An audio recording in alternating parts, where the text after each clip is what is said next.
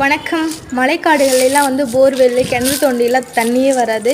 So மானாவாரியாக தான் மழை தண்ணியை வச்சு தான் பயிர்கள் எல்லாம் உயிர் வாழும். இந்த மரங்கள் எல்லாமே. ஸோ அந்த மாதிரி தான் எலுமிச்சம்பழம் இருக்கா அப்படின்னு இது என்னோட நேட்டிவ் பிளேஸில் என்னோடய கசினோட வீடு. ஸோ நிறையா எலுமிச்சம்பழம் நிறையா இருந்தது, பார்க்கவே அழகாக இருந்தது. அதுவும் இல்லாமல் மாங்காய் சீசனால் மாங்காய் பறிச்சுட்டு வேஸ்ட்டெல்லாம் போட்டிருக்காங்க பாருங்களேன், எவ்வளோ ரெட்டிஷாக செந்தூர மாங்காய் இருக்குது.